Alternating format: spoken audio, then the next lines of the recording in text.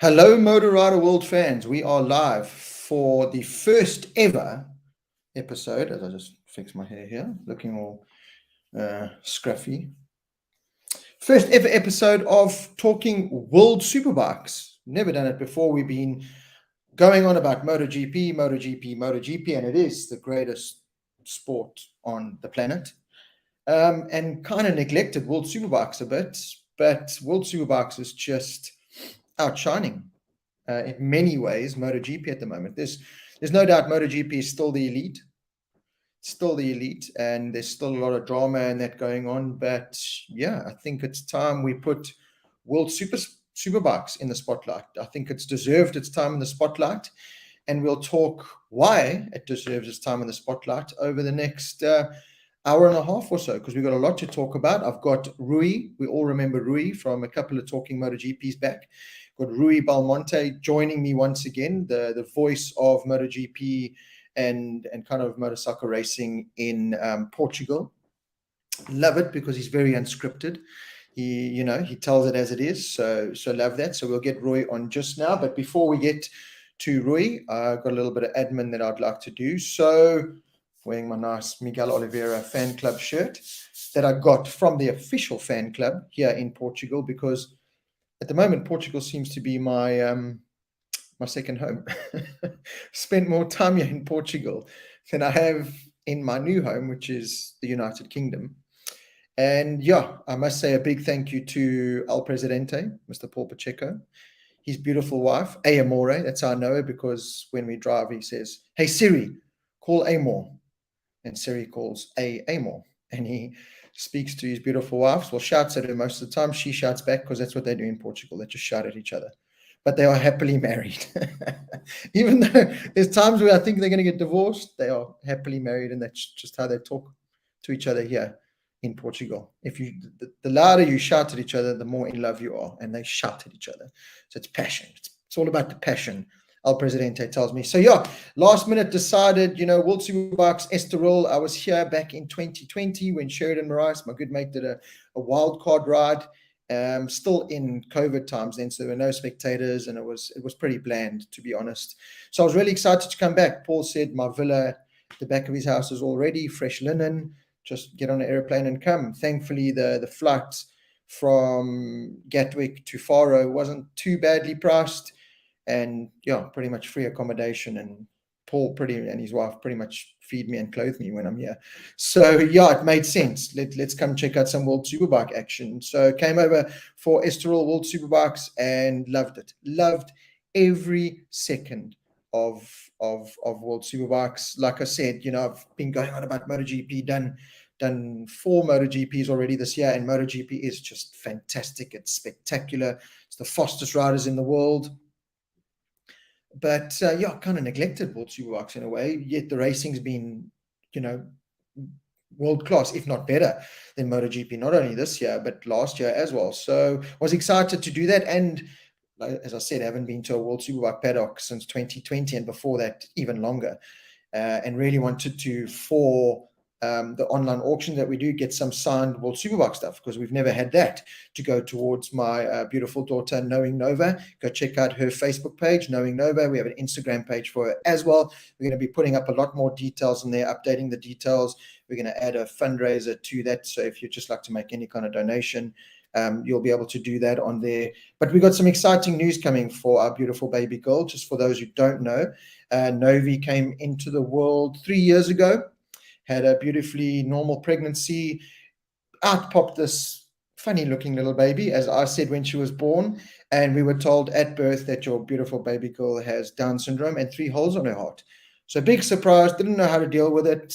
Emotions were running high.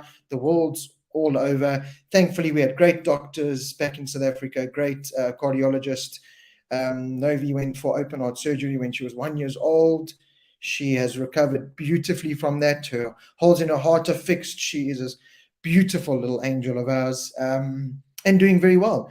She does still need some assistance when it comes to orthotics for her feet, speech therapy, or other kinds of therapies, glasses, and all kinds of things. So the fundraiser is literally just to try and just to get as much money as we can, put it into a little kitty for Novi, help with some of the day-to-day running costs that comes with Nova, and then just give her the best possible life we possibly can, as any parent wants to do. And I'm very lucky that I've got this platform, the resources and the connections that I do to be able to raise money in it. So yeah, a big thank you to everyone who has so far contributed on some of the amazing items that we've had online. So if you are keen on the online auctions, go to our Motor Rider World Facebook page and you'll see we put the items up on there. We do about 2 or 3 a week.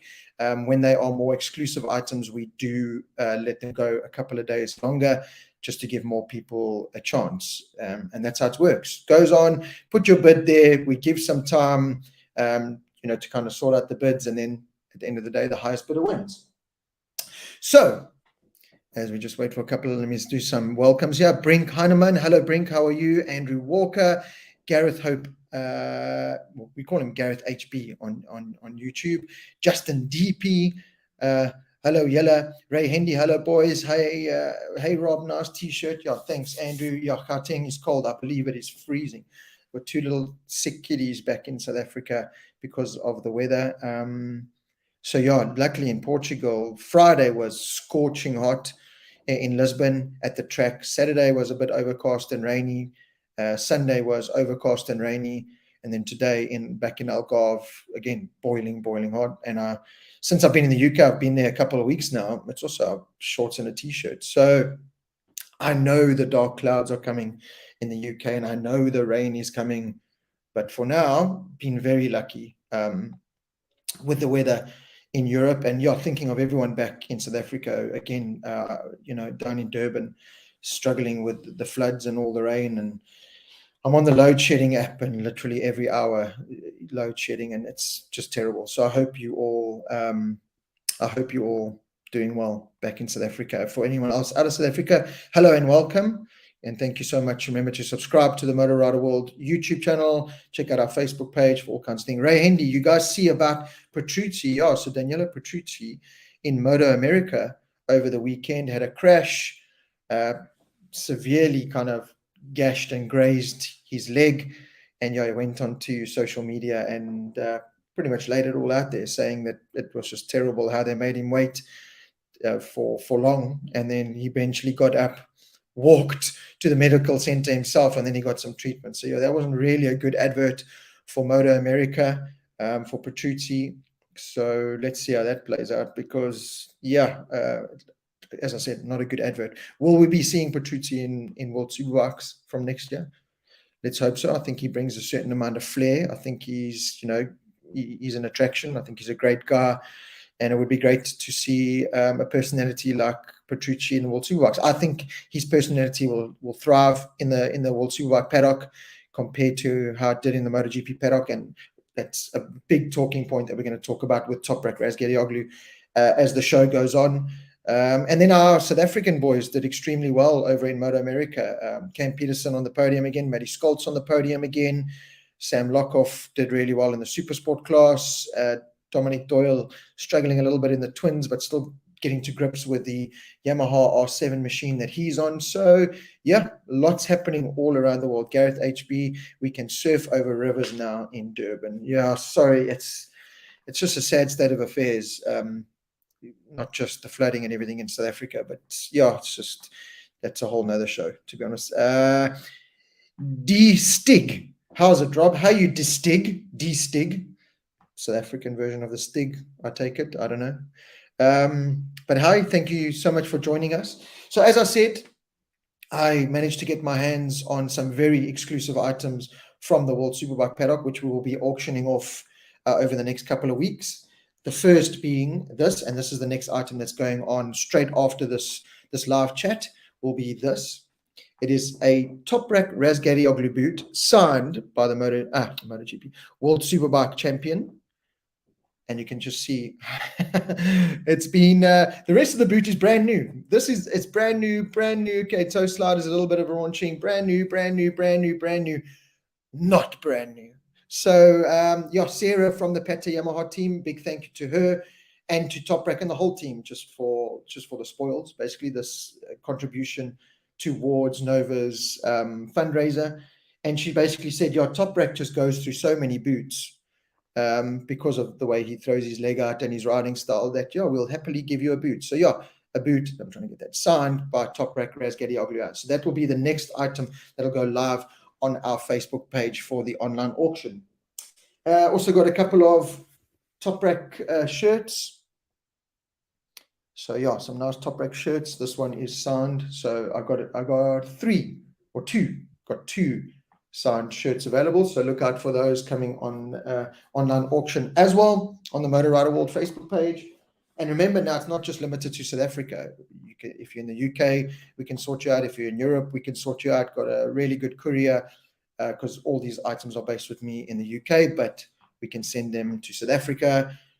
In England, if you're based in the UK, Wales, Scotland, Ireland, yeah, we can sort you out. Scott Redding very kindly gave me a pair of his gloves, signed by the BMW factory rider there. So big thank you to Scott Redding. Awesome guy, absolutely amazing guy. And then Alex Lowe's and Johnny Ray signed official Kawasaki caps, got a couple of those. Love this cap. That is a Superbike cap signed by James Toseland, former World Superbike champion. Troy Bayless, my favorite racer of all time, which we'll talk about, and his son, Ollie Bayless, who did a fantastic job in the World Supersport race. So, yeah, look out for Ollie Bayless.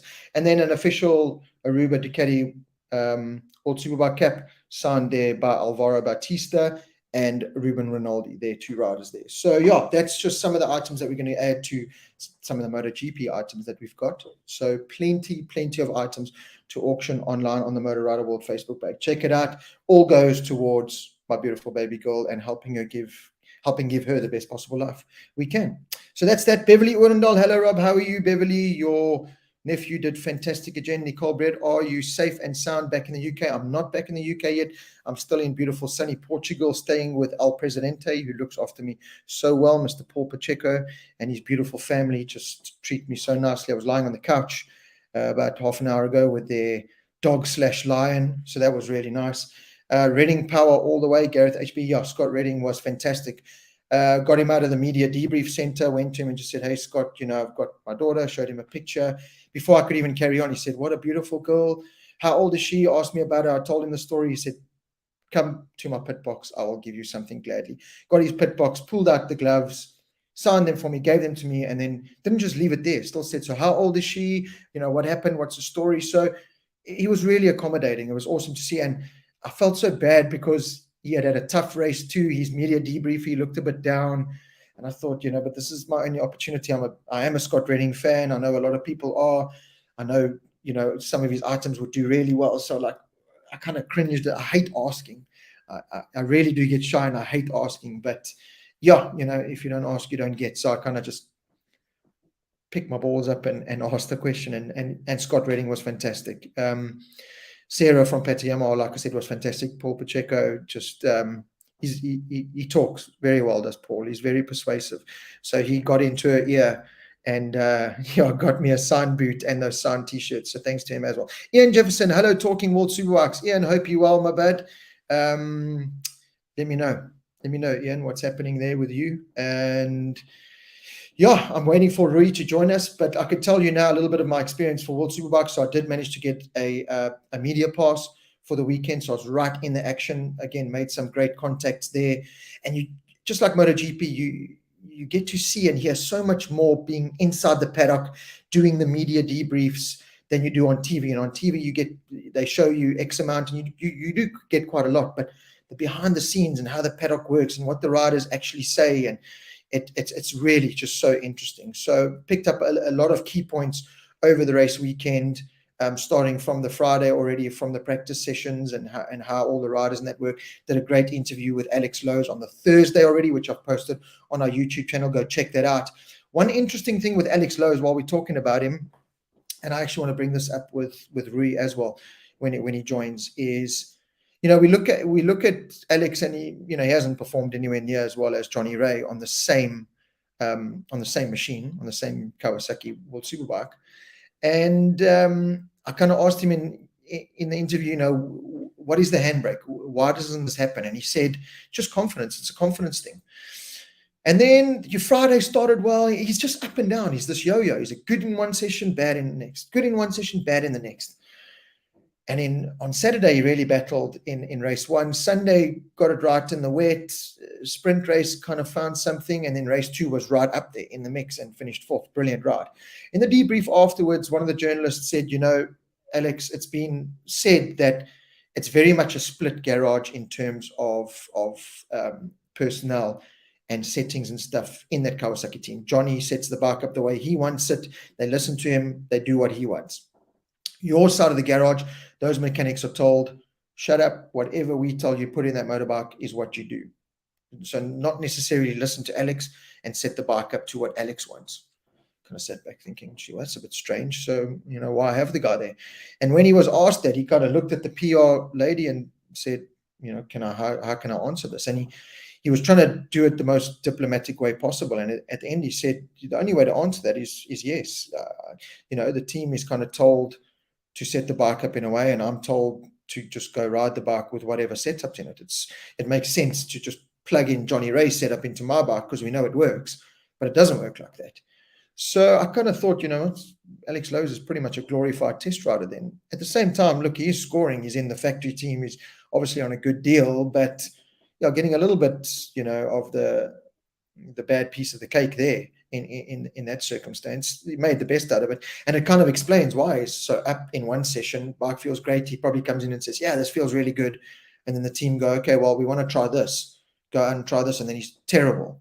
So, kind of things like that you don't really see. We're always quick to judge Alex Lowe's.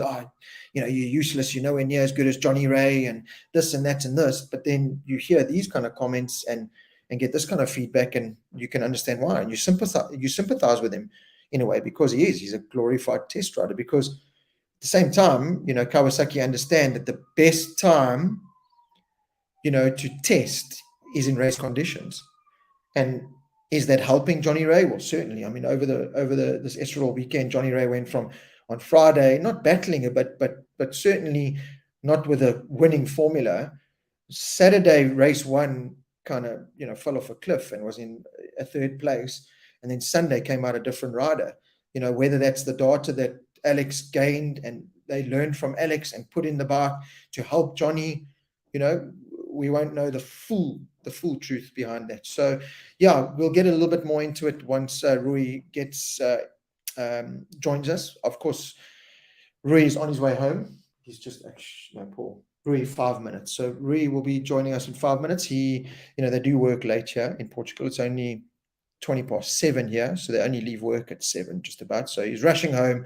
Once he gets home, he will join us and we'll get straight into talking World Superbikes, which we're going to definitely make a permanent thing the Monday after every World Superbike round, just like talking MotoGP. And the only problem will be when there is a clash, then we'll be talking MotoGP the Monday night and talking World Superbike the Tuesday night.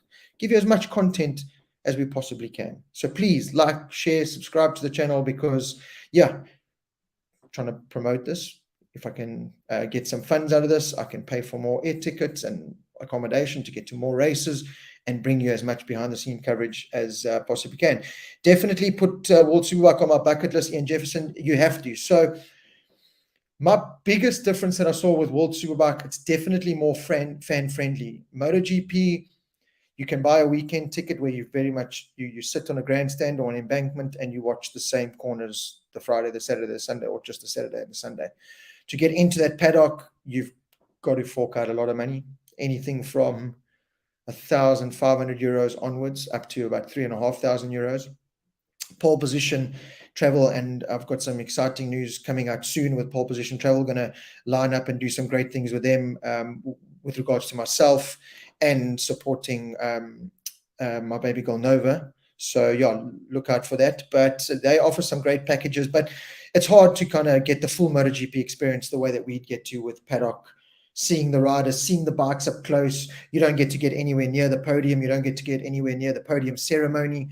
None of that in MotoGP. And if you do, it's cost you a lot of money to get there. World Superbikes, they had just under 20,000 spectators, 19,800 and something on the Sunday race day. And I believe it was 40 euros for a paddock ticket for the Saturday and the Sunday. So that gets you into the paddock where all the riders ride around, walk in and out, all the hospitalities are there, all the race trucks are there. World Superbike have got a paddock show stage set up where they keep you entertained with Q&A sessions and giving away tickets and grid passes and all kinds of things. So they really do keep you entertained. So for €40, you get Saturday, Sunday in the paddock.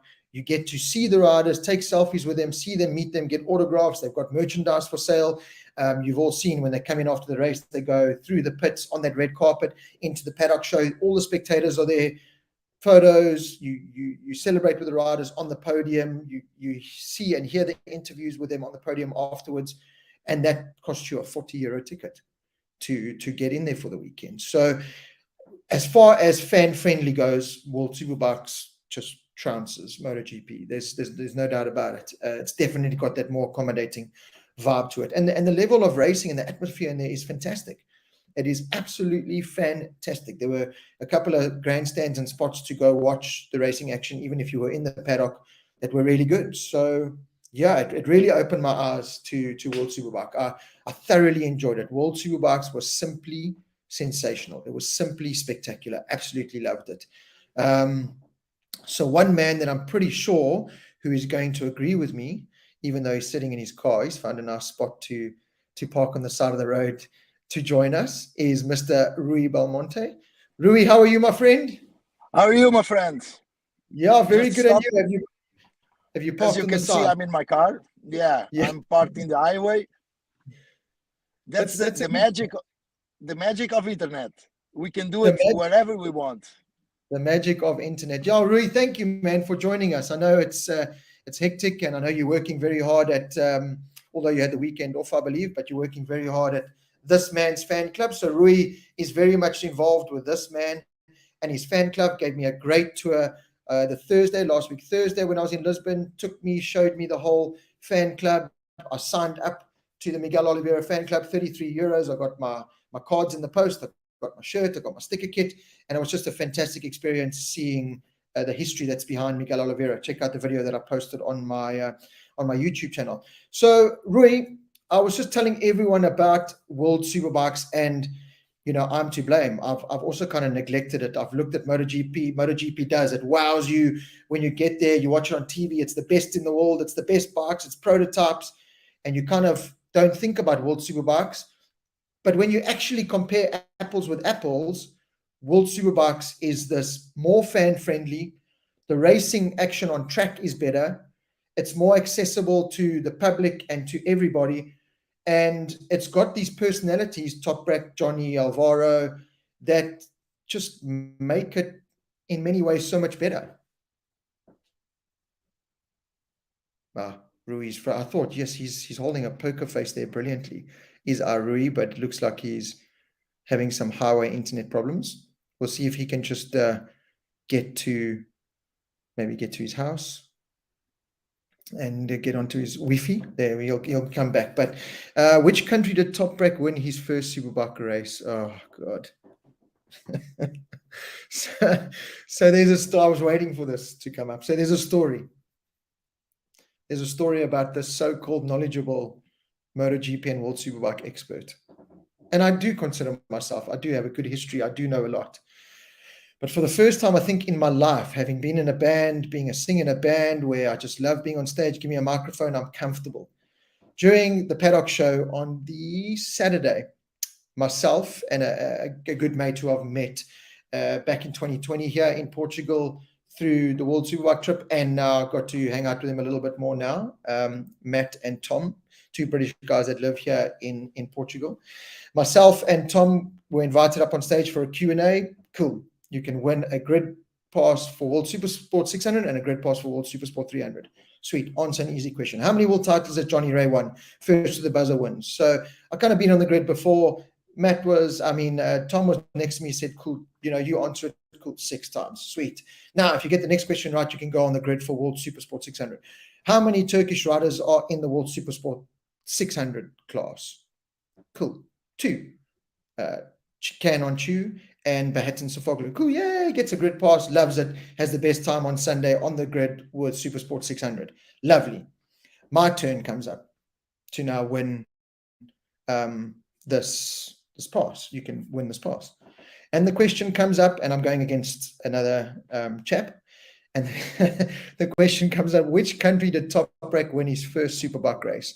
France, Spain, or Spain, Italy, or France?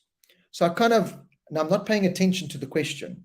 I'm paying attention to the guy I'm up against, waiting to see when he hits the buzzer, just so that I can get to him before the buzzer. So he goes for the buzzer, I go for the buzzer, I press it. Now, I haven't even thought of the question. So I look up, and Michael Hill's kind of doing the whole thing. I look up, and without even thinking, I just think of Toprak in Yamaha colors. I don't think of Toprak in Puchetti colors.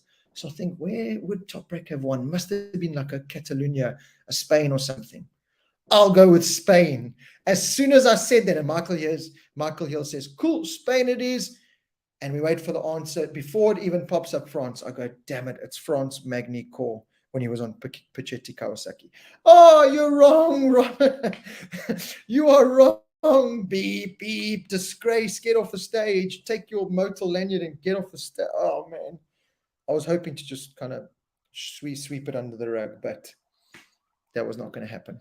Anyway, yeah, so I completely disgraced myself, completely just put all my years of journalism and hard work and knowledge, just threw it down the drain, just threw my whole name down the drain. So I got that wrong, didn't get the World Supersport 300 pass, which El Presidente wanted so badly because his rider, Thomas Alonso, local superstar, was riding in the Supersport 300 class, and I didn't get him a World Supersport 300 grid pass. I will take that to my grave. I will take that to my grave. So yeah, that's a nice little story about that. Well, not so nice for me, but a little bit of entertainment there for you all. Die Stig, I told the guys to not discard World Superbike. The more racing we have, the better, and there is lots of action there over the years. Yeah, I'm Ray fan. Ha ha ha. Yeah, I can't argue with you. I've always enjoyed World Superbikes. My favorite rider of all time is Troy Bayless. I've always loved World Superbikes. Cole Foggy, Edwards. I've always loved World Superbikes. But since Brad and Darren kind of got into the paddock, I have kind of leaned more towards that. Had more of a an interest in it because of them there, and it kind of just grew. And MotoGP has just expanded. It has become the greatest sport in the world. But there are some chinks in the armor of late. Dorna have done so well to get MotoGP to the level it is, and get it to where just about everyone knows what MotoGP is now. It's not just a case of what's MotoGP? Oh, Rossi. Oh, yeah, no, Rossi. Now it's people know the Brads, the Pecos, that they know more. More people know more about MotoGP. The problem with it is Dorna is making it kind of like Formula One, where it's not as fan friendly. It's kind of the best way for me to describe it over the motor. Look, I'm still lucky enough to get a media pass, so I still get into MotoGP. And if everyone, and I've said it so many times, if everyone could experience MotoGP the way I do, MotoGP is the greatest thing on the planet. You get into the paddock, you see the riders, you get into the pit, see the bikes up close. Fantastic. But it's very, very hard to do that. You need a luminous gold pass to do that. And even when you have that luminous gold pass, my media pass, I'm very restricted with the access I can get with that media pass. And then even when I have that media pass, every time you scan in, you've got to show your ID. When you're in, there's Dorna's officials walking around over your shoulder looking, where's your pass? Show me your... And it's just, you just never feel comfortable. You just feel like you're in this jail cell and you can't really enjoy things because you're just waiting to be in trouble. And, that's off track. Then on track, a lot of the riders have come out now as well and said, it's just hard to pass. There's no more passing. No one's passing anymore. There's everyone just following around. You've got to wait for someone to make a mistake, then you can pass. So the racing action, well, it's still fast and frantic. It's not this, this back and forth, the days of Rossi, hitting Gibernau and breaking his arm, or so Gibernau said, or, Rossi on Stoner in Laguna Seca. There seems to be no more of that, and it seems to be very much whoever can make the Michelin front tire work, who's going to do well on said weekend. It's become very much dominated by, well, who can ride the Michelin's the best. And this is, I was speaking to Matt, Paul, and Tom about this in depth over the weekend now. Have they taken it too far with the wings and the ride-out device? And it's just, people complain about this Michelin front tire, but you're already loading it with these prototype bikes and suspension that's very hard. Now you're putting extra weight on with wings. back in the day with the Bridgestones and that, where some of the lap times are still lap records, there were no wings, there was nothing. You just got on your motorbike and you rode the thing. And there was no, there was a launch device, but there wasn't this ride out device. There wasn't this, clip the front end down, proper launch device. There was launch control. So has it become too, technical? A year ago or 6 months ago, I probably would have said, no, it's okay. The more and more you talk about it, and the more and more you think about it, the more and more you watch the races. I watch it at the track, on the side of the track, and I'm very interested. And it's amazing because you get the sights and the sounds and the fans. Then I get back and I watch it on TV, and I fall asleep most of the time, because it's just the scripted, it's the scripted guys going around. It's,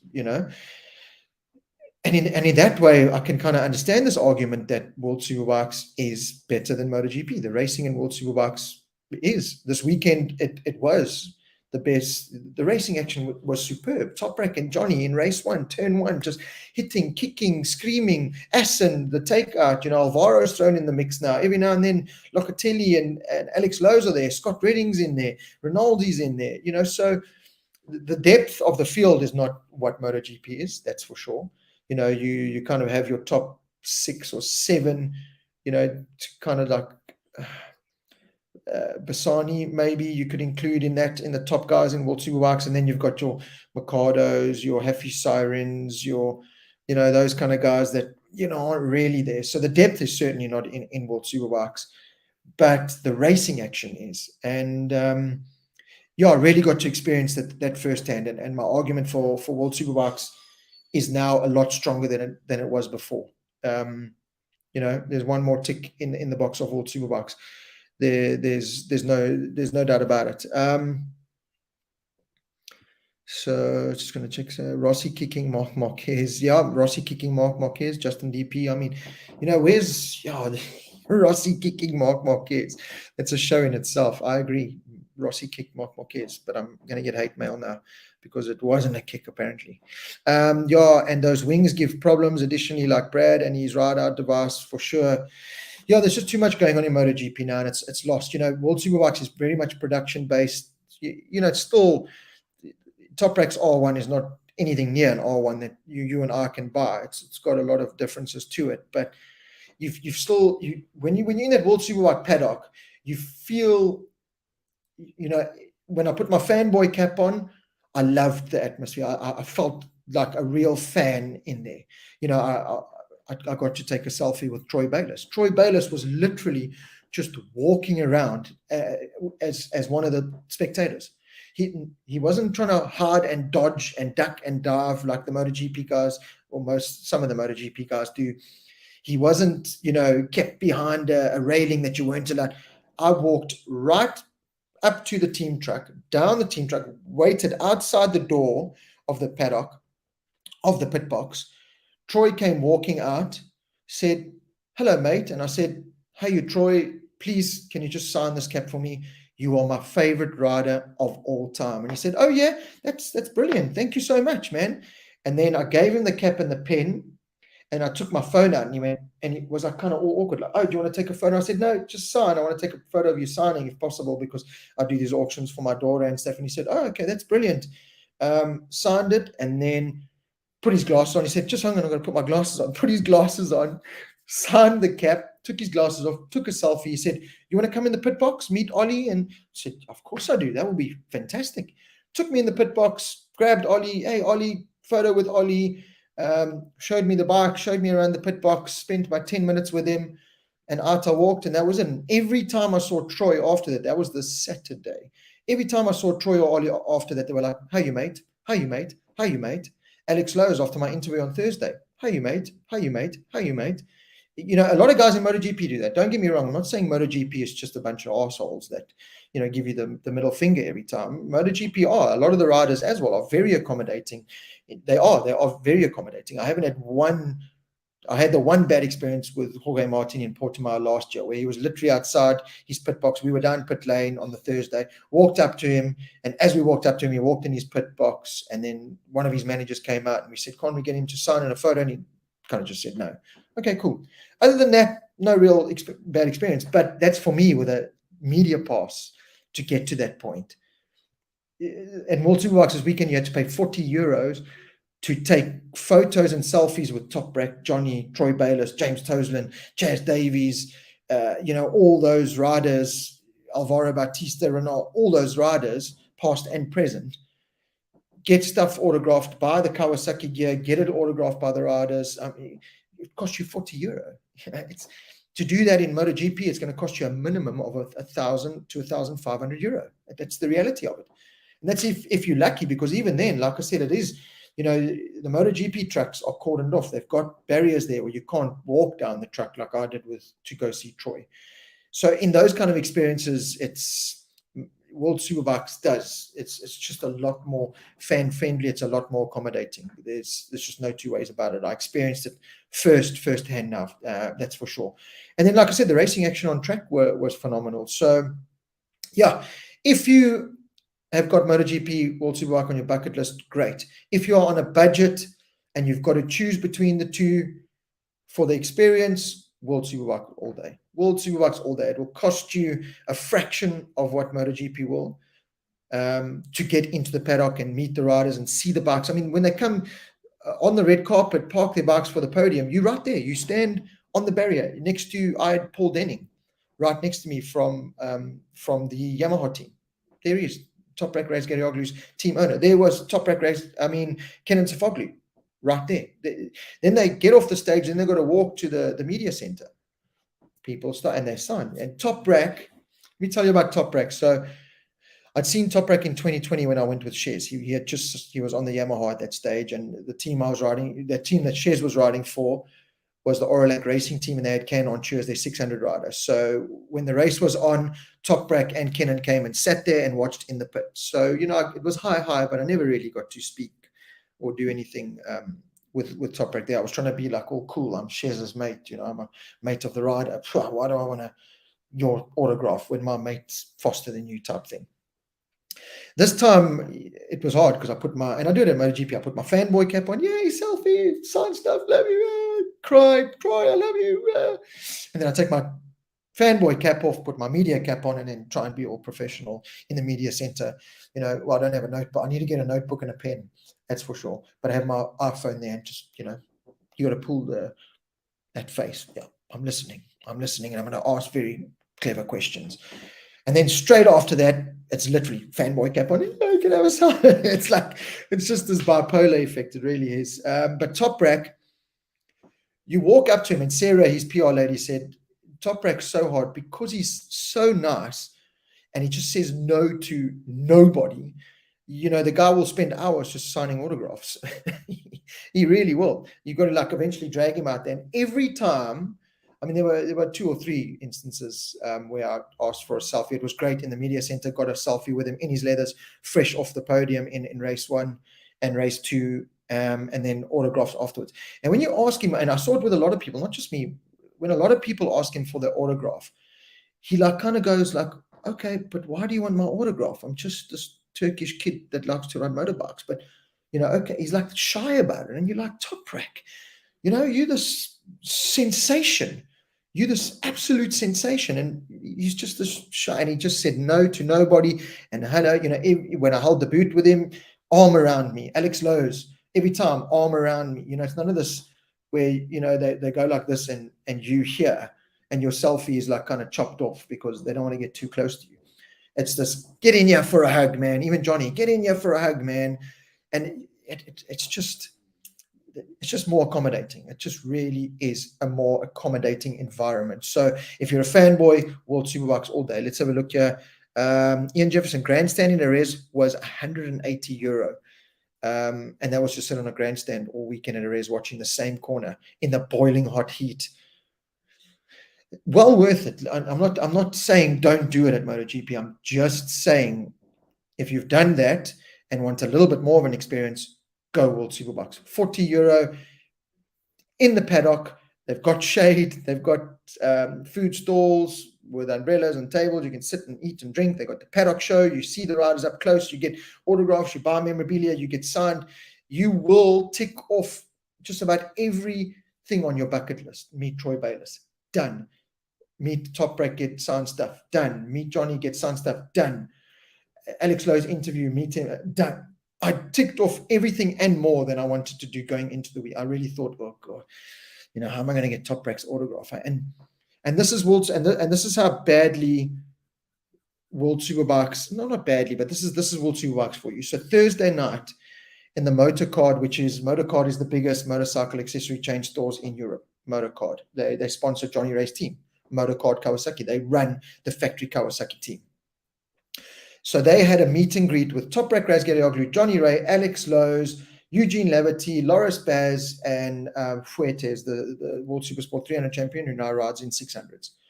So they had a meet and greet there at 6 o'clock on the Thursday evening. So me and El Presidente get there early, have some frozen yogurt, nice, cool, waiting for the guys to come. Walk into the dealership. Now I'm thinking, cool, I'll buy some signed stuff and then in the dealership to get some memorabilia to get them to sign. Walk in, not one Kawasaki cap, not one Honda cap, not one t-shirt, not one Toprak anything, not one Johnny Ray Arai replica, not one MotorCard Kawasaki, nothing, not one stitch of item to do with World Superbikes. So I was like, well, that's pretty pointless. Anyway, then the riders come and they walk through the same car park we parked in, through the entrance, straight past everyone, all the kids playing and people eating their supper and buying groceries and cell phone covers and whatever. They walk straight through into the thing, set up their motor drums with their posters and start signing. That whole evening, we were there for about two hours. That whole evening, if there were 60 people, if there were 60 fans, it was a lot. 60 at a meet and greet, a free open meet and greet. You needed no pass. You didn't need to pay anything. You didn't have to buy something. Free. Come one, come all. 60 people at that MotorCard dealership. So being the South African I am, walked in my first round, and it was even on World Superbike Instagram page. There's old Uncle Rob in his camo Nicky Hayden shirt. Yay, getting some stuff. And there's some pictures as well. Walked in there, did my first round of getting posters and pictures. Yay. Luckily, by this time, like I'd already done the Alex interview. I'd already met and spoken to Eva, the press lady from Kawasaki. Maria, who's the same press lady for Darren's MotoGP team. She's the press lady for Leverty and Baz. So I had some connections there already. So I did my round, selfies, got posters, cool. Then I just saw, well, this is terrible. This is shocking. I'm going to go back because they had these wad of posters. So I went back first to Alex and I said, Alex, I'm South African. I'm going to steal stuff. Go ahead, mate. Take. I took 20, 30 posters.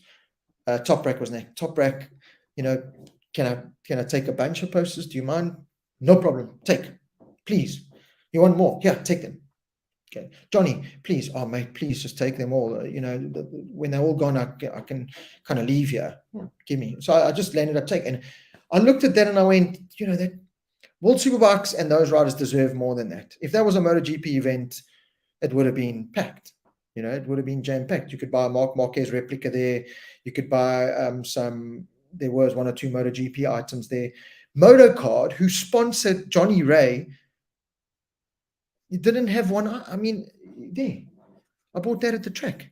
MotoCard. I mean, for goodness sake. So, yeah, in that way, I feel bad. World Superbikes get slaps in the face, and they don't deserve it. Those riders deserve to be praised. They deserve to be, on the same level as MotoGP. Johnny Ray, watching him from the side of the track this weekend, we all saw it on TV. I mean, he was just simply spectacular.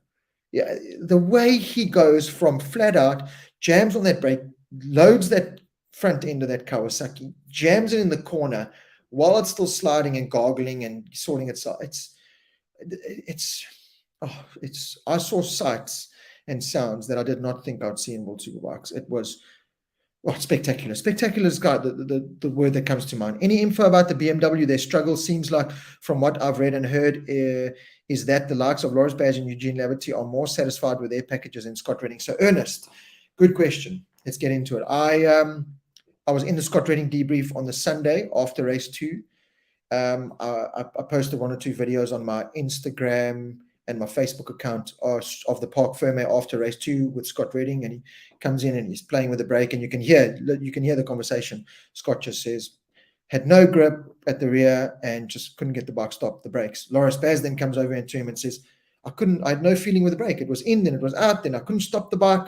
Terrible. Anyway, so in the debrief with Scott Redding, the question came up, so what happened? And he said, we had a good Saturday, and he did. He was up in fourth for a while. On Saturday, he said they'd found something. They'd gone testing a couple of days before at Portimao. They'd found something with changing the wings a bit, and one or two things. With the rear shock, they found something. So he was feeling much better. For the Sunday, they made a change on the rear shock, which Scott just said was a disaster. He just had no grip. But he said the biggest problem he has at the moment is getting that bike stopped.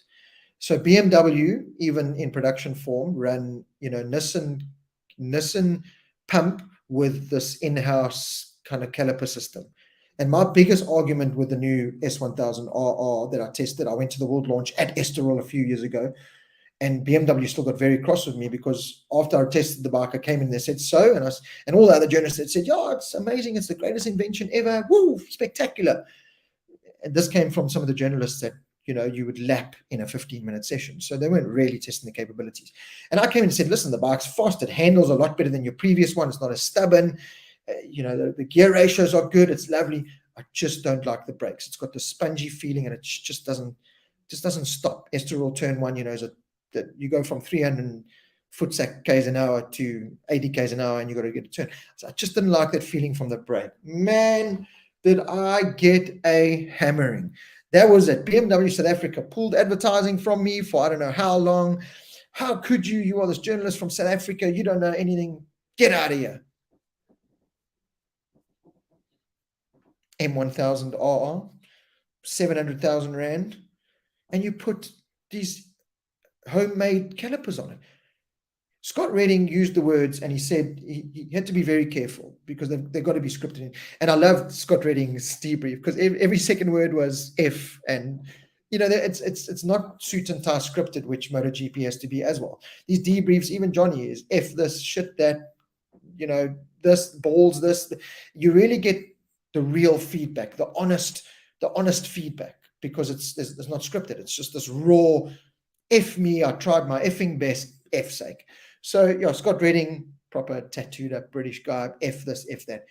And the topic came up, what's the biggest problem? And he said, the biggest problem is 95% of the other teams in the paddock use a certain other component, a brand of brakes. And they've got more development. They've won championships for 16 gazillion years. They're just at a better level. They have more data to fall back on. We are running Nissan, and Nissan's great, got nothing wrong with it, but we're still trying to get the best out of it. We're still trying to make it work because at the moment it's just not working. So Ernest, the biggest thing that Scott complained about was the braking. Just can't get the bike stopped. He said early on it's quite cool. It's quite good. As soon as those brakes heat up, he says one, and Laura said it the same. 1 minute you get this hard, positive feeling brake. Next minute it's spongy. Next minute it's to the bar. Next minute it's too far back. So this inconsistency with the braking is the biggest problem. And then also the same problem BMWs have suffered with, since they came out. The previous one was way worse in my mind, but they don't like to be on the side of the tire for very long. The new bike is a huge improvement over the old one. They just don't like being on the side of the tire that much. The Yamaha, that is its biggest asset. Johnny Ray is able to, if I look at watching the riders from the side of the track, Ray breaks late, gets it deep, double apex, squares it out, spends as little time on the side of the tire as he possibly can. He squares it in, out. Doesn't want to be on the side of the rear tire for long at all. Toprak brakes on the front end. There was this one endo moment going into turn 6. He broke, got it on the front wheel, and he did this. And it was like slow motion. There were pigeons flying. There was a ray of light. The Beatles were playing behind him. Here comes the sun. I mean, it was just, I stood there like a real fanboy, and the slow motion Toprak just did this endo. In my mind, it's almost like he even looked at me and winked. It was that perfect. But he did it, got it down, it went sideways, and he just turned it in. So Toprak does this also, brake late, but turn early to get to the corner and kind of make the corner a bit longer because the R1 can be on the side of the tire.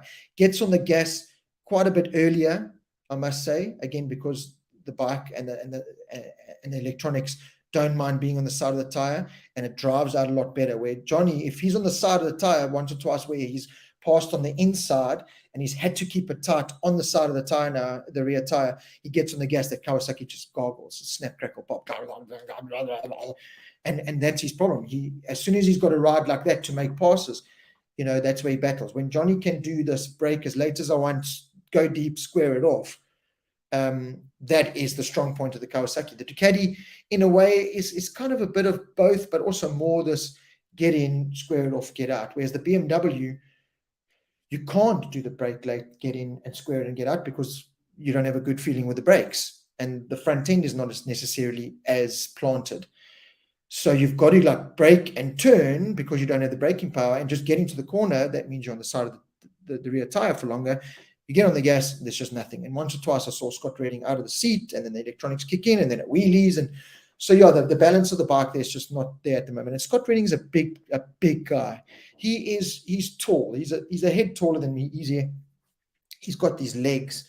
He's a keen cyclist. If you watch him on Instagram and YouTube, he's got these massive muscular legs, and muscle equals weight. He must be 15 kilos heavier than Alvaro Bautista, 20 maybe, even a good 10 over Toprak and Johnny.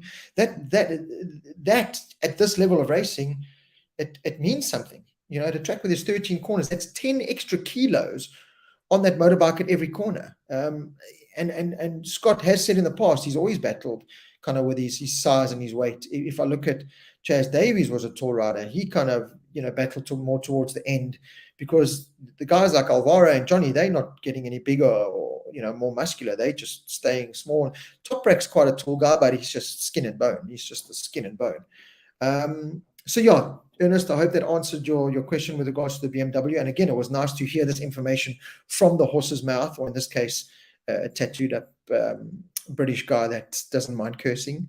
Very unscripted, which was awesome. But like I said, afterwards, I grabbed him, said, Johnny, here's my beautiful daughter. Not Johnny, Scott, here's my beautiful daughter. And he didn't just say, oh, shut up, leave me. He asked me questions. I had to show him pictures. He was very interested and then gave me a pair of his gloves to auction off. So fantastic. Absolutely. And that was after a bad race too, where he was miff in the debrief, and he still was able to put on a smile and engage with me. So top bloke, Scott Redding. Cap off, much respect to you. Hey, Rob, were you a vocalist of a hardcore band, David Gallahan? I was. Reason to Live.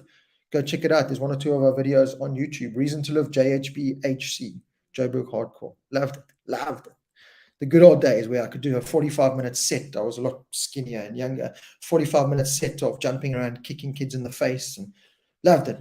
Good old days. So yeah, go check it out. Daryl Bryce, watching Toprak on a Superbike, the way he is all over the place on his front wheel, he is going to kill himself on a MotoGP bike.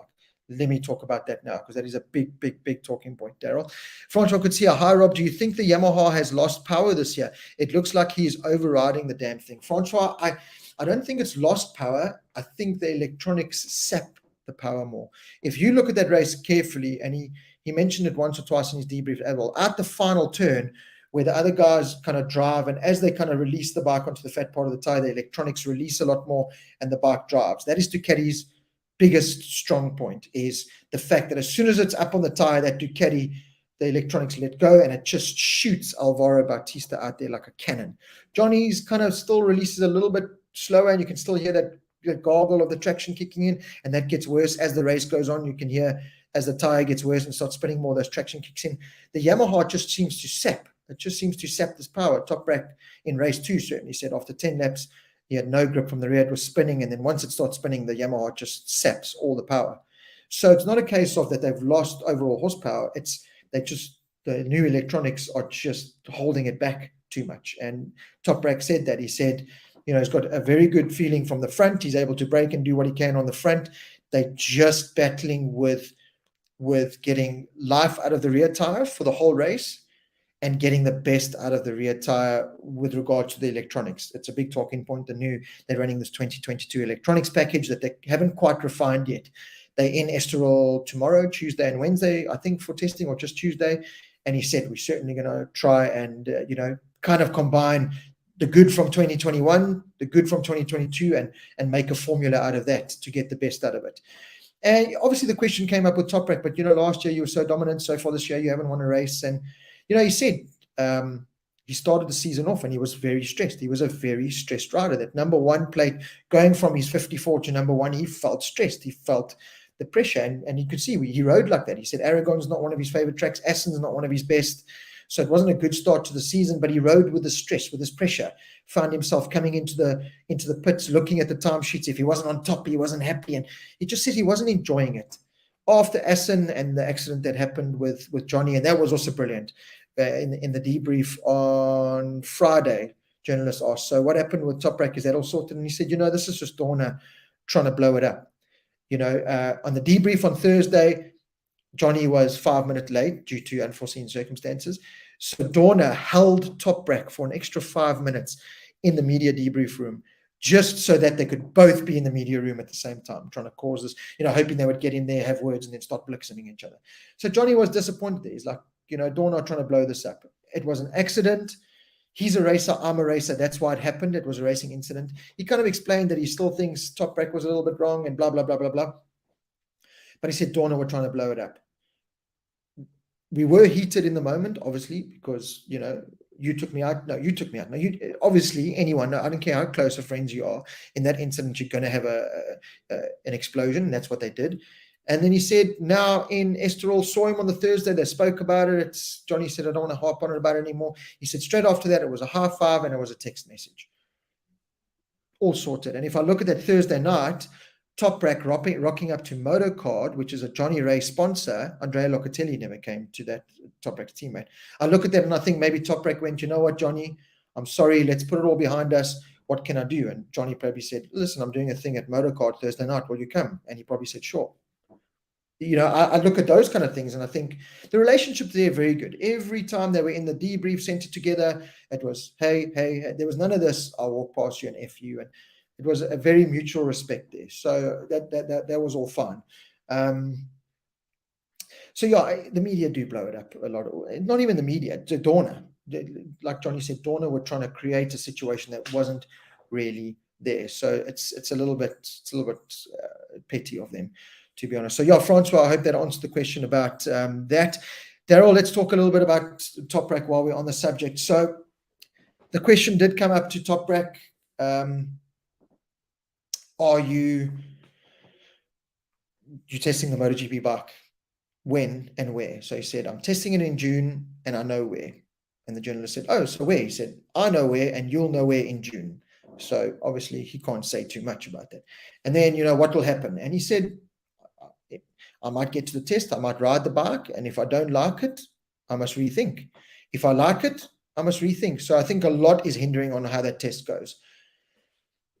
From my point of view, Daryl, and seeing the World Superbike paddock firsthand this weekend, knowing the kind of character that Toprak is, very smiley, bubbly, very fan-friendly, accommodating, likes to do handstands on his bike, likes to do endos coming into the pit, likes to slide in the pit, park the bike, likes to pull funny, likes to do all these unscripted things.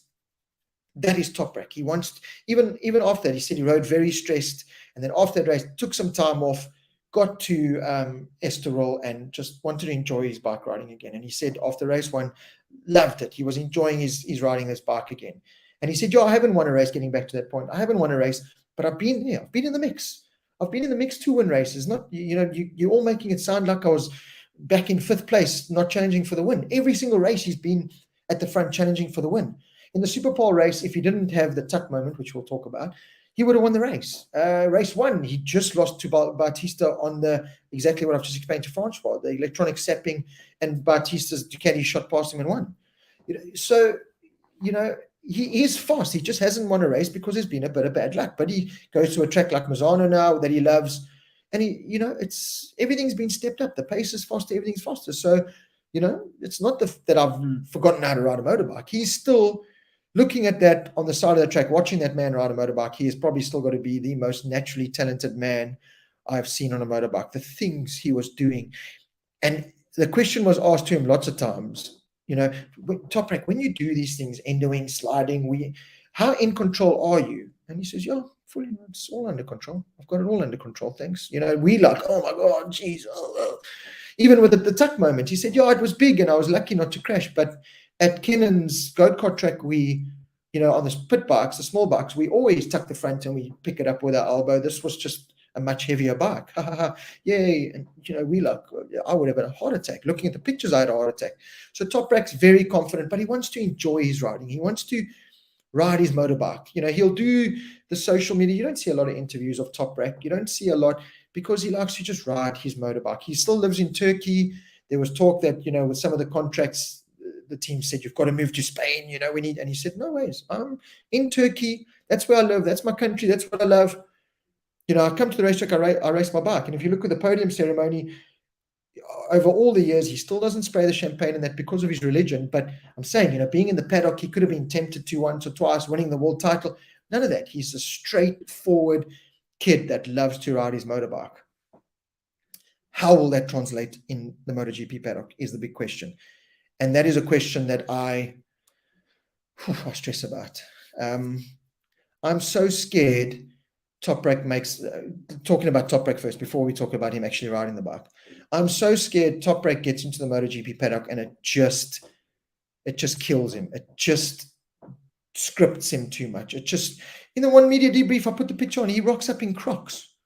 You can't do that in Moto. You cannot rock up to a debrief in Crocs in MotoGP. It just doesn't happen. The team are black pants, shirt, even when I was with the RNF team, it's, listen, Rob, have you got any black pants? Because you got to wear black pants with our shirt kind of thing. We like to have this, this formal kind of.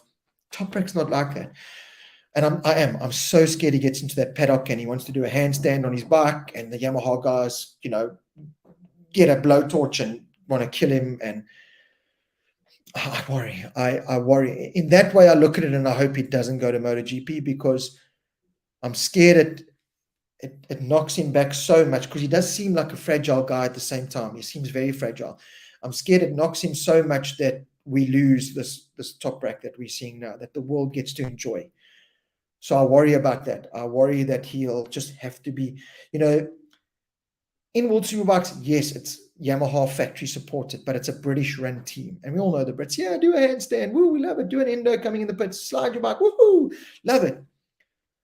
From my experience, just being with the RNF Yamaha team, where I was walking in and out, getting Darren's helmet, servicing his helmet and being his Ucho, and I was wearing, like my MRW t-shirt or a plain black t-shirt. Then next minute, I have a Wilco Zeelenberg pulling me by the collar saying, listen, we got to get you a team shirt. These Japanese are not happy that you are walking in and out, Jan. When you're in there and you pull your phone out to reply to your wife, it's, what are you doing with your phone? Don't take photos. Don't take pictures. Huh? Like I said, you're so scared of what you can and can't do in MotoGP. And I think that it's with the riders as well. The riders have got the script that they have to follow. Jack Miller gets away with some things, and that's what makes him the most attractive rider in MotoGP at the moment, with his endos and how he celebrates and stuff. That's just Jack.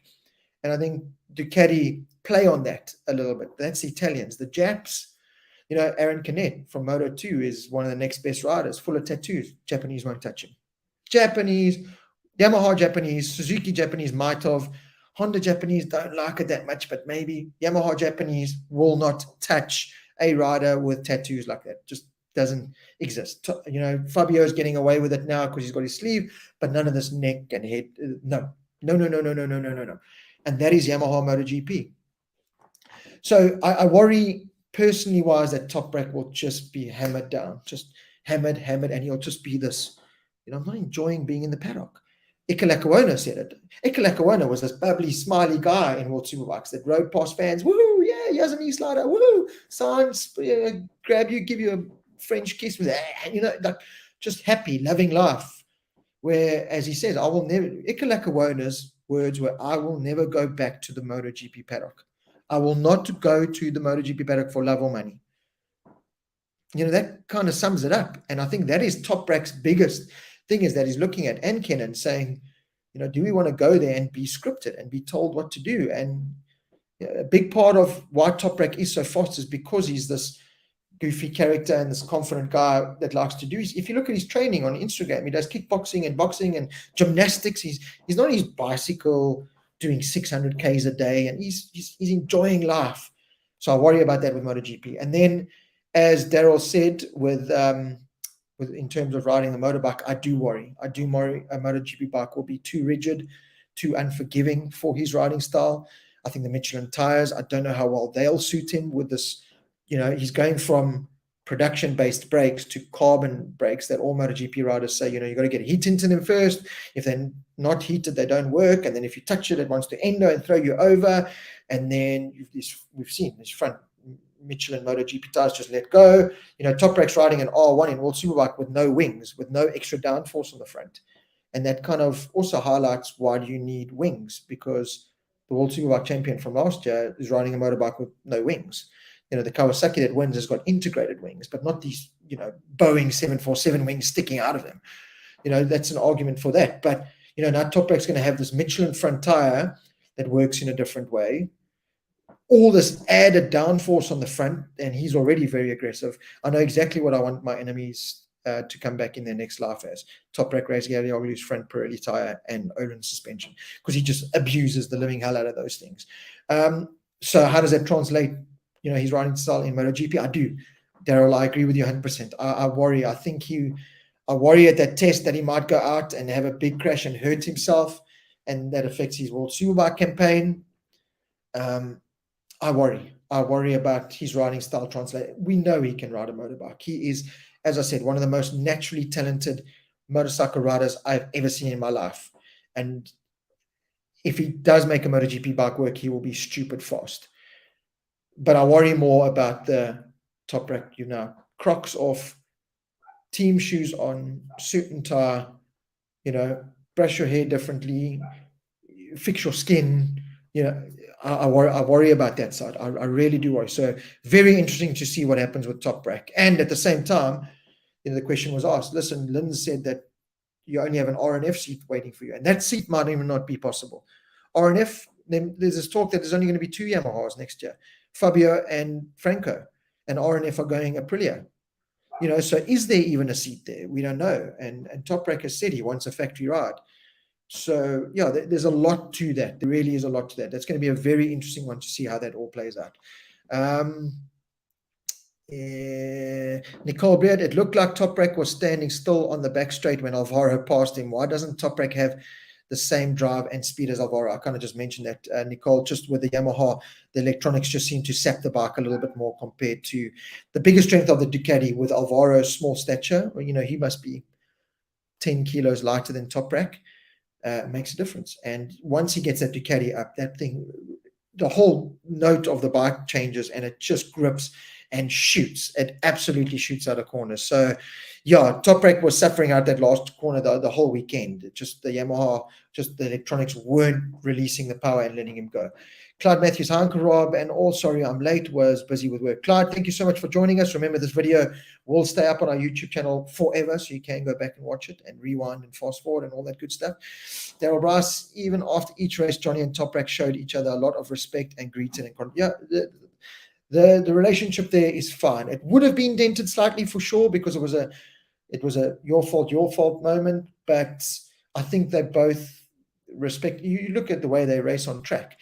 A couple of Toprak's moves on Johnny into turn 1 and forced him out, and I thought, oh, here we go. This media debrief, Johnny is going to just say this effing oak and blah, blah, blah, and rightfully so. And it wasn't. It was like, oh, Toprak passed me in there and he didn't give me a lot of room and he forced me wide, which wasn't nice, and I had to fight back. And Toprak would be the same. Johnny passed me and it was tough, but a lot of respect there. Toprak is an alien on a bike, Francois. I agree with you. Andrew Walker, we need to see how a top World Superbike rider performs on a prototype, if he is faster than a Frankie, Pole, or Daz. Andrew, that is an exercise that I'm excited about. I'm excited to see how a Toprak goes on a Yamaha. Carl Crutchlow very kindly lending his Yamaha to Toprak for this test. In case you didn't know, Carl Crutchlow has re-signed as Yamaha's test rider. Don't know when he has tested or been their test rider, to be honest. And he said, Toprak can use my bike. Very kind. But yeah, Andrew, I'm very keen to see how that goes. I wonder what track it is. Maybe a Mazzano or something. There was talk of Mugello, and I was like, well, that's just stupid. Put the guy on a new bike around a track he's never been to before. That's ridiculous. Pick the track that he loves the most. He loves Mazzano. They're racing there next. That makes sense. And we kind of all put it together that they're racing Mazzano next. Race the Sunday, maybe test the Monday, Tuesday at the same track. It makes sense. So I think it's going to be Mazzano now, close to the World Superbike race. So, but I'm very interested to see that same thing, Andrew. I really am keen to see how he performs. I've got this double-edged sword. I've got this. He's ridiculously talented. Yes, he will go fast. And then I've got this other side that it might just be too prototype for him. That Michelin front tire, those downforce is not going to suit him. He's going to hate it. And I hope he doesn't throw it into the weeds and hurt himself.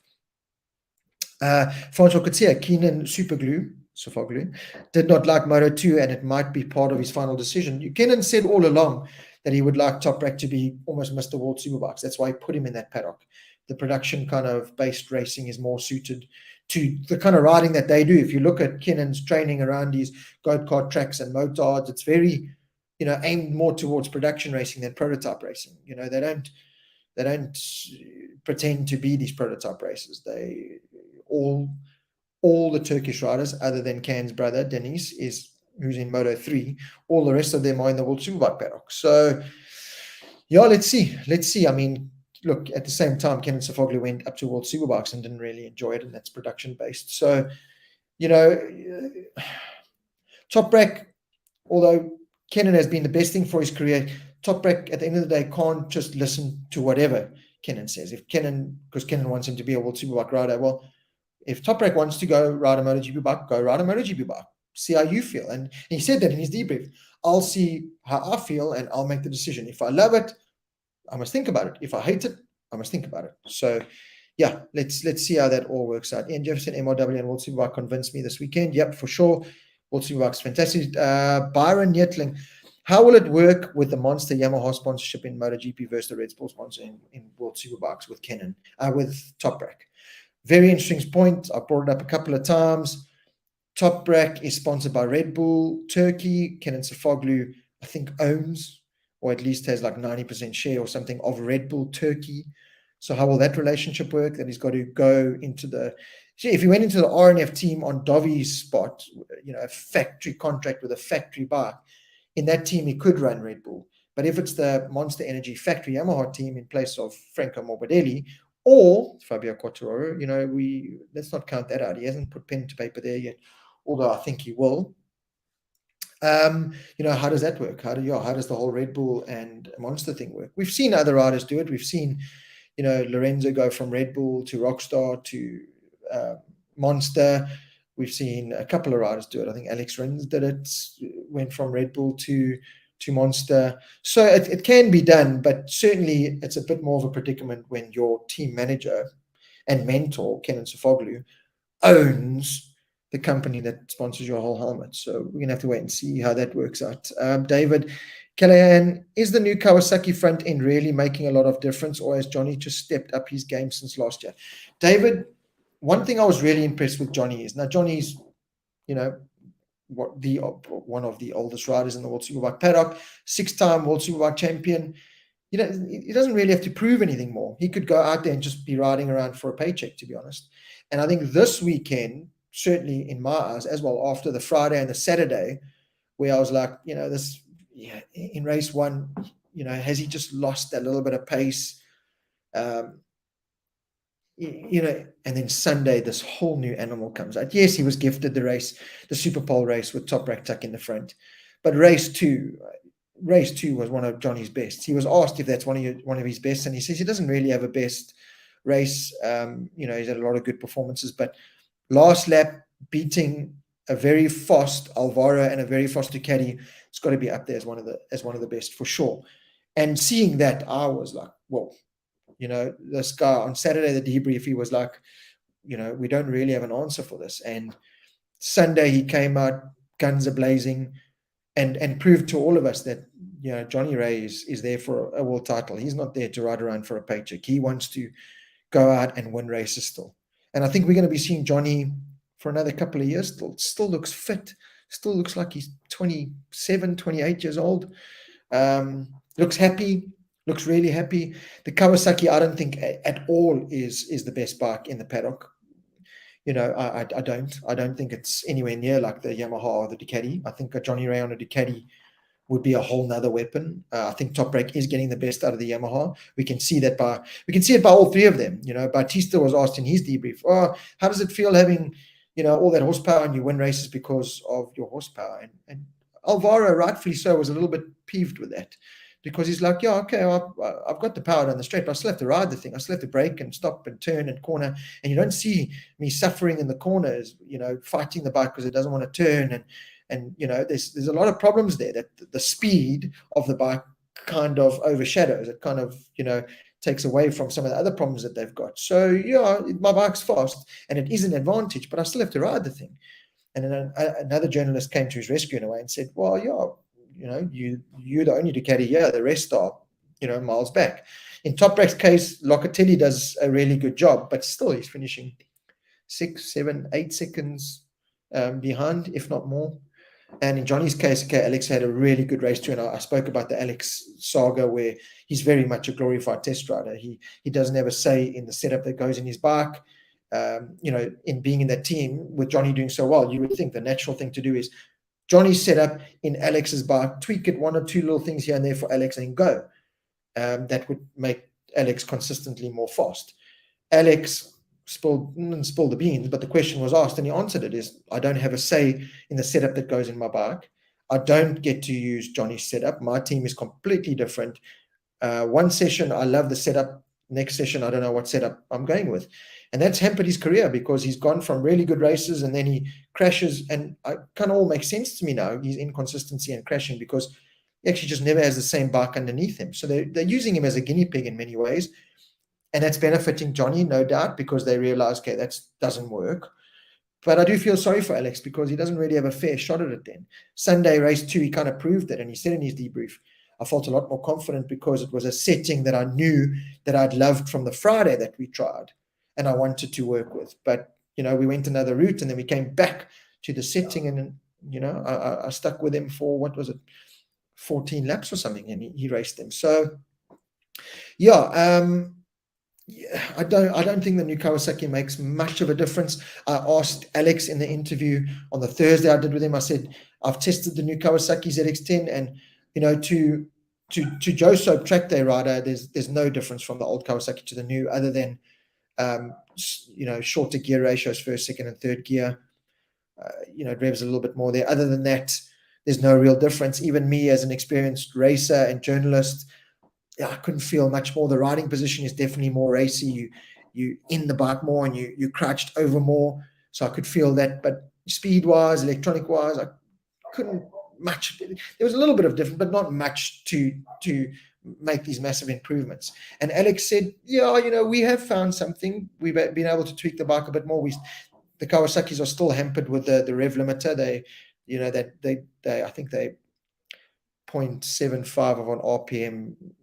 They've got to hold back on compared to the others because of the RPM or some kind of story. So other than that, the bike hasn't changed much, but the formulas worked. So, why try and reinvent the wheel was kind of the argument, the mentality I got there from them. So, yeah, I think it's more just Johnny. Race 2, Estoril, I think kind of proved the point that it's very much Johnny. Byron Yetling, I was hoping for this. Ika Lakawana looking really relaxed and confident, way better than the frustrations on MotoGP. And Honda looking better. I'm so glad. Last year, with all due respect, and the year before, when Honda kind of announced Leon Haslam as their second rider, Alvaro I could kind of agree with because he was almost world champion and really fast. But Leon Haslam, I kind of went, really? And I'm so glad Leon Cameo came in as team manager, and he kind of just went, well, we're going to change this up. We're going to go a completely different route to that we have in the past. In the past, they went for, the Nicky Haydens, who did a fabulous job. Nicky Hayden gone 5 years on Sunday. We'll never forget the hero that is Nicky Hayden. That was really emotional. It was great to see so many Nick Hayden shirts and caps out at Estoril on Sunday, paying tribute to the fallen legend. But then they went with like Stefan Bradels, Leon Haslam's, kind of that kind of grain of rider. This year, Leon came here, went, right, let's go completely against the grain. We're going young Spanish. Xavi Vieje from Moto2 and Iker Lecuona from MotoGP. And it's working. Iker Lecuona is getting better and better. That was his first time at Estoril. And every session I could see him getting better and better. I love that riding style. But, the other guys, Toprak and Johnny, are still very much a bit of World Superbike. Don't hang off as much. Kind of get it in old Superbike style. Still a bit more upright. Don't scrape elbows or anything. Unless you Toprak race Gadioglu in the final chicane.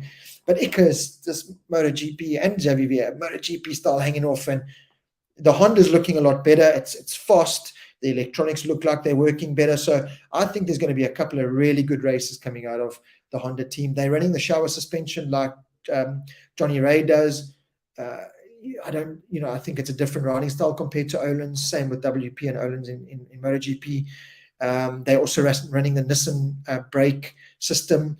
Iker Lecuona came in after race 2. I still got a nice video. I posted it up as well where I pulled to him, and he's like, from lap 1, he went out and his mudguard kind of disintegrated and he had no brakes. He kept looking down, looked at his brake, still ran off on the warm-up lap. And he just said, I had no brakes from the first lap. There was no brakes. So the braking issue is still a little bit there. But the Hondas are looking really, really good. Like I said, Iker looks really happy. He just looks like this kid enjoying his racing, loves being in the paddock, and it's showing out on track. I think there's a lot more to come from Honda. So watch this space. I'm really excited to see what the Honda team can do. The only upsetting thing was there was no Honda merch, there was no Iker merch. One thing MotoGP has got over World Superbikes is merch stands. You can buy, Rossi's undies just about. In World Superbikes they had a little bit of World Superbike apparel and then the Kawasaki stuff and some BMW stuff. No Toprak or Yamaha stuff really. Still waiting for production. So the merge side of stuff was a bit disappointing because I wanted to get like a Honda cap for Iker and Xavier to sign or Honda do something, and there was nothing. So that was a little bit of a downfall. That's what I was look here. I just thought so. Rui's obviously got problems because he's just not joining us. But we'll get Rui again. We're going to have plenty of access to the wonderful wizard that is Rui Belmonte here in Portugal. Daryl Bryce, do you think with all the team changes in MotoGP and all the worries, we will see Darren riding a bit wilder and harder than he should at this point to try get the points? This is where it's tough for me being involved with Darren as a mate, as a team member, trying to help him as much as I can. I get myself to the track up. Kind of currently unemployed in South Africa. I still run, my brother's running MLW in South Africa, and I'm just doing whatever I can from this side, but looking for full-time employment in many ways. And that's why I'm trying to get to as many of these races as I possibly can to build up relationships. I'd love to be in the World Superbike paddock this weekend. Really got me excited. I would love to be a PR, a media, or something in the World Superbike paddock. So I made some good connections, and hopefully I can be there. But as far as Darren goes, when I go to the races, I'm part of the RNF team and Darren's team. So I hear and see things that the camera doesn't. But at the same time, that's when I have my Darren Binder cap on, my loyalty cap on, and my loyalty cap to Razlan and the RNF team because they've looked after me so well. So I have heard and seen things with regards to Darren and his future that I can't kind of put out there. But I do think he will be a MotoGP rider next year. I do. I think this Razlan talking to Aprilia is a real thing. I think he's not getting enough support from Yamaha, and he's fighting back a bit, which I'm happy to see. But I do, and I can tell you now, one thing I can tell you is that Razlan has said, Darren, where's Moto3 Darren? We want more Moto3 Darren. And I've said it to Darren as well, and I think he sometimes questions himself whether he's good enough to be there or not. There's a lot of pressure on his shoulders, and he came into MotoGP. Coming into MotoGP was very sour for him because, the Simon Pattersons and other idiots were knocking him down. So it's hurt him. Jerez started the Jerez race was a good thing for him, even though he crashed out. It was good that he was ahead of Morbidelli, or chasing Morbidelli down, but he was ahead of Marini, he was ahead of Novi, he was ahead of Vinales. That showed him something. So I agree. We need to see a little bit more of the Moto3 Darren attitude, certainly in some ways. And I've said to him a couple of times, and I don't know how much he takes it in, and I sometimes want to just grab him by the head and say, listen, just listen to me now. You got to MotoGP, because of who you are and what you do. You didn't get to MotoGP because you pulled a key out of a lucky packet or a lucky draw, or you won the lottery. You got into MotoGP because Razlan and the team saw something in you. They know your ability, and they wanted you on their MotoGP bike. So trust that they want you there because of your ability, and you have the ability. So use that ability more. Don't be this, okay, I'm on a MotoGP bike, I must be careful, and go and ride your motorbike and bring the dive bomb Darren out. We don't want to use the dive bomb Darren term, but bring it out. Let Moto3 Darren come out a bit more. So, Daryl, I'm hoping that with whatever happens, and if he does or has signed a contract, it's put his mind at ease, knowing that I can go the rest of the year now, giving it a go without having to worry that, will I be in MotoGP next year? I think that'll make a big difference. So yeah, let's hope that, like you said, with all this talk going on in that Darren can just put his head down and do what he does best, and bring a little bit of that Moto3 flavor into MotoGP and just go for it. Honda is looking a lot more competitive. Do you think it's down to the shower info from KRT, Francois? I do. I mean, Johnny Ray has 10 years of getting all the suspension data for shower, and I think it translates in many ways the same way to Iker Lecuona and his riding style, coming from MotoGP, brake late, hard on the front.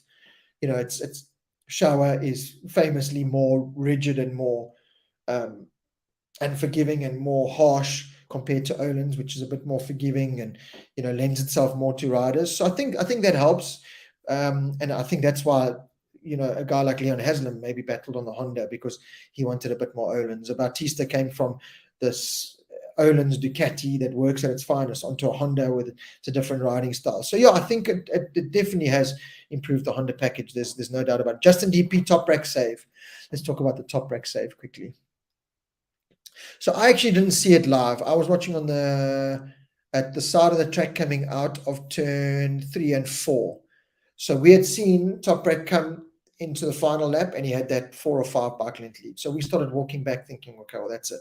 Next minute, they came around and we went on track to celebrate, and Toprak was looking a little bit miff, and Johnny was celebrating a bit more. And we were like, huh?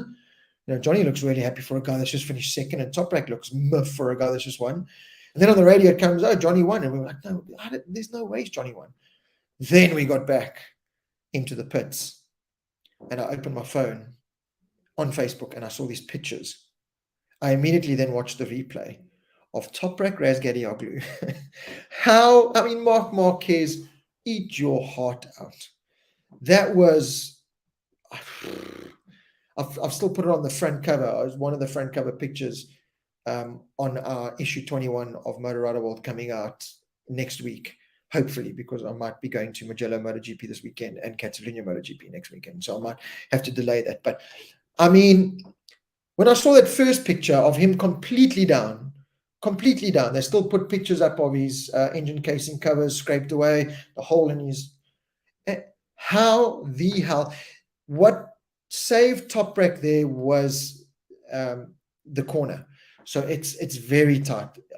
I don't think people realize how tight and uphill that chicane is. It's very much a reverse corkscrew. Instead of going down, you're going up, but tighter, much tighter. Like I said, I tested the world launch BMW HP4 race was at Estoril, and the S1000R was at Estoril. So I've done a few laps around there, and it is hard. You go in there so slow, and the bike falls in. You almost feel like you're going to fall over, and then at the same time, you've got to flick it right very fast. So Toprak obviously went in, and he was lucky that he had the bike sideways, which then loaded the front. But because he went in sideways, it put him at a better angle. Had he gone in straight line, it would have just tucked and gone. The fact that he almost made the bike wider, tucking the front, gave the front more leverage to kind of just push and then hook up and keep him up, because like I said, the corner goes uphill, so the gradient helped him, that it wasn't just, if it was downhill, it would have just lost it and folded. But how it goes uphill, the way he entered the corner and turned, and the fact that his riding position is, I love Toprak's riding position, just like this, love it, love his riding. And he just got it in, pretty tucked, and he just picked it up with his body and using the kind of the incline of the corner. Spectacular, absolutely spectacular. The best save of the millennium when it comes to front end saves. I'm not talking high side saves or anything. Front end saves. Marc Marquez's a couple of years ago at Valencia in that final turn, that was really impressive. That was for long as well, but he had momentum on his side. Take nothing away, spectacular. This one I just think was a bit more because, he was that picture. He's completely flat on the ground and he picks it up. Toprak, love your work. Love your work. Love your work. Absolutely love your work. I wonder if he was wearing this boot in that crash that he signed.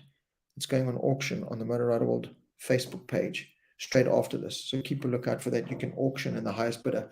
Not many of those running around, especially in the UK and South Africa. It's for all UK and SA fans. You can bid on this. It's in the UK. It's in Portugal with me now, but it's going back to the UK with me. And then if it's SA one that wins, I can send it back to you there. If it's the UK, I can hop on a tube. I can hop on the tube and I'll meet you somewhere. Okay. Byron Yetling, Daz is going to fill Jack Miller's shoes in a few years' time as the jackass. Yeah, that's what I want. I want to see a little bit more jackass come out of Darren. We know he's this bubbly surfer dude character. And that's what I'm saying with Toprak. I wonder if in some way MotoGP has scripted Darren more because it's more media. It's more wear black pants, don't wear those shoes, wear these socks, do this, don't, it's more of that. And, I haven't looked at it that way really up until now, that maybe that's what's happened to Darren, but certainly that's what I worry about with Toprak. So yeah, I want Darren to be more, more Darren, more Moto3 Darren, more Darren Binder, because that's what got him into MotoGP. So, don't shovel it back in the bag or, bury it, because that's what makes you great. Use it. Go with it. Go with the flow, as they say. Daryl Bright, didn't mean to put you on the spot. No, don't, Daryl, don't worry. I've heard it for so long. A couple of years ago when Brad signed for MotoGP, I heard it 3-4 months before he had signed for MotoGP, and I was like, "Oh, Brad, why are you telling me this? Do you know that I am a South African MotoGP or a world journalist and owner of a motorcycle media company, and you've just told me this groundbreaking, world-breaking news that I can't tell anyone?" But I've built up that relationship now with not only Brad and Darren, but a lot of people in the paddock, the Razlands and the Razlands who's looked at me in some situations and gone, I hope your media cap wasn't on for that. And I'll be like, Razlan, I'm here. I heard what I heard. I saw what I saw, but it doesn't leave the paddock. So I will never want to break that loyalty because I'll just be shooting myself in the foot. So yeah, don't worry. I'm strong enough. It's not easy. Sometimes I do just want to, especially with social media these days, and you can get the scoop. My scoop or poop, I could scoop it, but I could scoop the poop. But yeah, don't worry, Daryl. That's why I love doing these shows. It's interactive, and it's pulling on the boundaries of what we can and can't do, can or can't say. Jerez, was Luca inspired except for the fall? Yeah, that's Ian Jefferson. Magello, you must hit us that excellent shop. So Ian, I wasn't going to Mugello this weekend. I was definitely going to Catalonia next weekend. That has now changed because, like I said, keep a lookout. I'm going to announce something, a little bit of a collab with Pole Position. It's not a full-time job by any means. Unfortunately, it's not where I'm going to get paid, and I finally have this full-time job, and yay.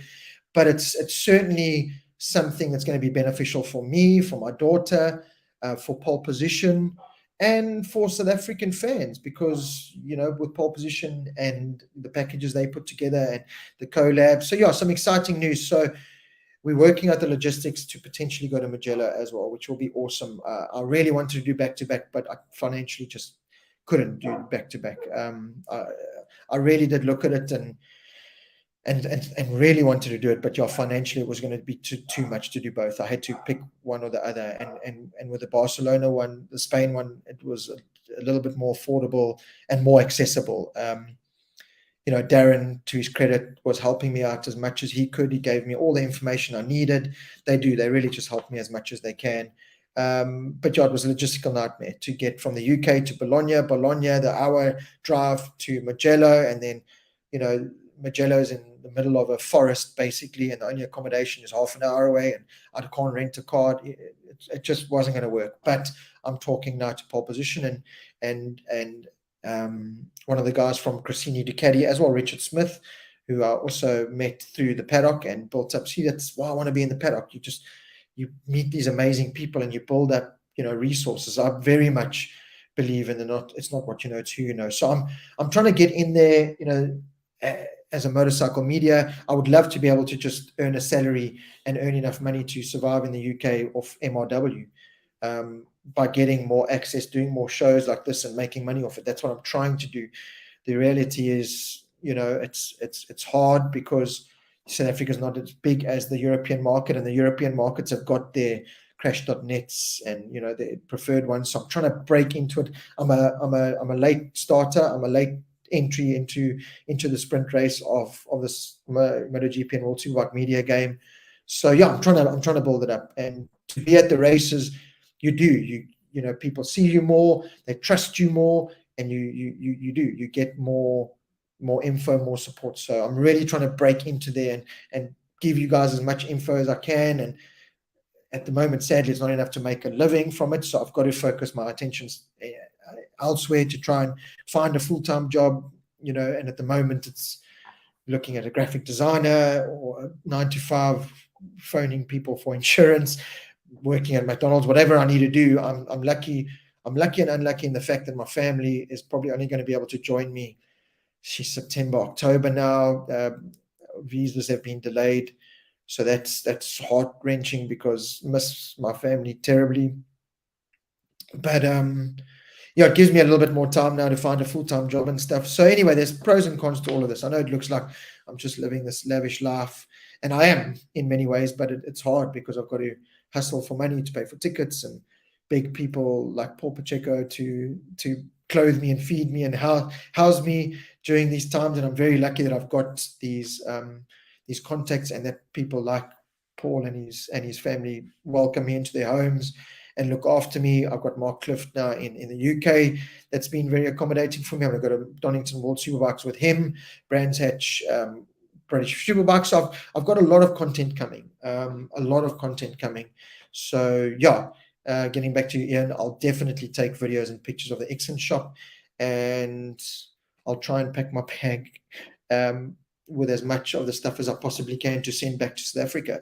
Some of the RNF clothing, whatever I can,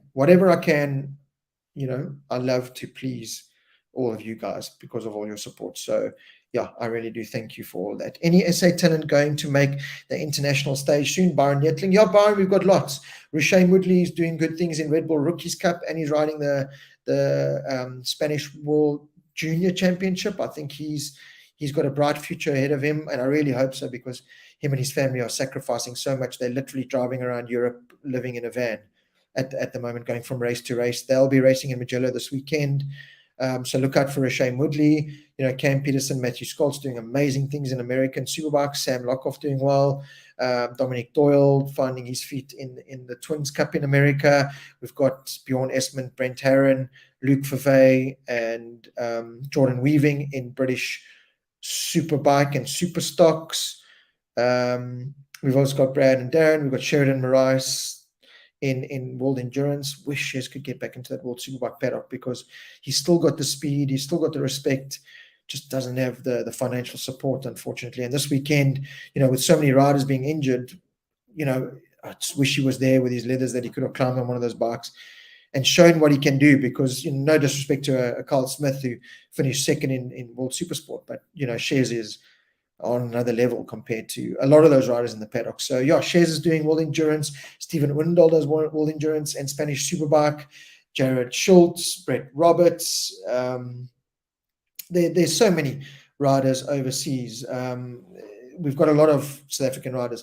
In fact, not in this issue, the next issue of Motor Rider World, the digital magazine that we do that you can subscribe to. It's 500 Rand for a 12-month subscription, or £25 if you're in England, and €30 if you outside of England and in Europe. That's for 12 issues. We're going to do a full feature on all the South African riders and where they are, because there are a lot of them. There's Luca Coccioni in the Italian Championship on that Aprilia. There's the lady rider, Jessica Howden, racing in the European World Ladies Cup and winning races there. So there's just this endless pool. So it's absolutely fantastic. Ray Hendy, Blixen Patterson, problem solved.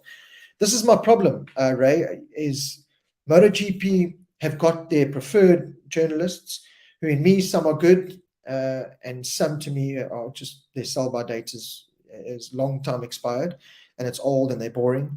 And I would love to just be this fresh new approach into the paddock, but it's very, very hard, because these Pattersons and all these other guys are taking these spots, and for some reason, you just have this following.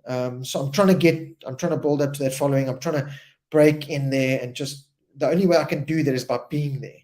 You know, even this weekend at World Superbikes, from the Friday when I walked into the debrief, and it was kind of like all the World Superbike people and even the riders were like, and the other journos, because you like kind of huddle up around the rider, right up next, right by him. And the other guys were like, well, who's this clown? Because at the same time, I was this fanboy asking for photos and autographs when they all like, it's just Johnny and them, I'm still this fanboy. So yeah, from the Friday to the Sunday, where it was like, the other journalists were waiting for me to ask an interesting question, because it's now this fresh approach that they maybe don't see because they've been there for so long. He has this new guy asking questions that they wouldn't have seen or wouldn't have thought of, because they've been there for so long. They've become so diluted to it. They've become so immune to it that it's, So I could see a difference. Even in the MotoGP, I can see, walking in World Superbikes now. So Andrea Dovizioso's manager is also Alvaro Batista's manager. And walking in the paddock at World Superbikes now, I recognize him from the MotoGP Unlimited and Dovi's, documentaries that he's done. And I've greeted him now in the first couple of MotoGP races. So I walked in, I saw him, and I was like, what do you reckon? And he was like, hey, he doesn't know my name, but he's like, hey, how are you? Come to World Superbikes? Yeah. Are you coming to Mugello to help Darren? And that's the kind of thing that you can only do, and you can only be in people's faces by literally being there. The downfall is being based in England now and Europe, it's a lot more accessible, but it still just costs money. But like I said, with the pole position travel, this kind of partnership that we're looking at, it could be beneficial for me. It could be beneficial. Well, it certainly will be beneficial for me and all of our MRW fans and everyone watching it. So yeah, if I can I know I keep harping on about it, but please just subscribe to the YouTube channel. I can start earning money with more followers, with more viewership. Spread the word, like, share, just promote the MRW as much as you can, because at the same time, everyone in the paddock sees it. MotoGP sees it. World Superbike sees it.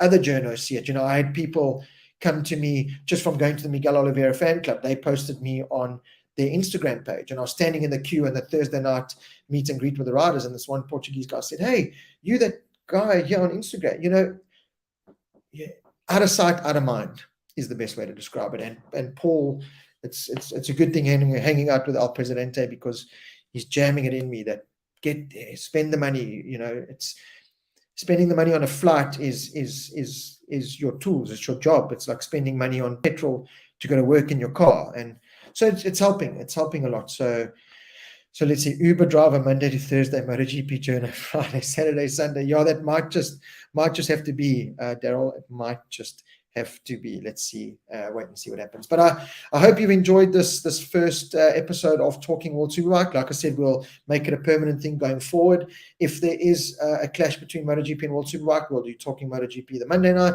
Talking World Superbike the Tuesday night.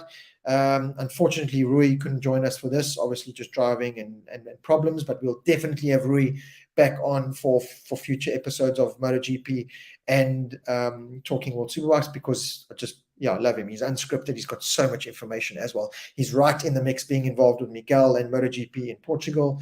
And then I'm going to grab Simon Crafar. We're going to do Simon Crafar during the mid-season break, We'll chat to him. We'll get Brad and Daz at some time, and hopefully some other riders now that I'm building up the contacts that I am.